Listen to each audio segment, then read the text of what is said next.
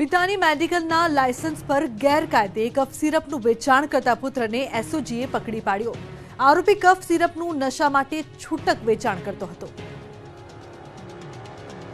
એસઓજીએ બાતમીના આધારે અમદાવાદના ઠક્કર બાપાનગર નજીક એક દુકાનમાં દરોડા પાડી કફ સિરપના કાળા કારોબારનો પર્દાફાશ કર્યો। એસઓજીએ કફ સિરપની 1255 નંગ બોટલ જપ્ત કરી। તપાસમાં સામે આવ્યું છે કે આરોપી એન્જિનિયરિંગનો વિદ્યાર્થી છે। તેના પિતા પાસે મેડિકલ દવાઓનું લાયસન્સ હતું, જે રિન્યુ ન કરાતા રદ થયું, પરંતુ આરોપીએ પોતાની અલગ દુકાન કરીને ત્યાં કફ સિરપનું વેચાણ શરૂ કર્યું। કફ સિરપનો નશા તરીકે ઉપયોગ કરનારા સુધી તેનું વેચાણ કરાતું હતું। આ કાળા કારોબારમાં અન્ય કોની સંડોવણી છે એને લઈને તપાસ શરૂ કરાઈ છે। અમદાવાદમાં રોગચાળો વધતા વિપક્ષે વિરોધ પ્રદર્શન કર્યું। જવાબમાં મેયરે સબ સલામતનો દાવો કર્યો। શહેરમાં રોગચાળાના કેસ સતત વધી રહ્યા હોવાના આરોપ સાથે નેતા વિપક્ષ શહેજાદ ખાન પઠાણની આગેવાનીમાં કોંગ્રેસના નેતાઓ અમદાવાદ મહાનગરપાલિકાની કચેરીએ પહોંચ્યા।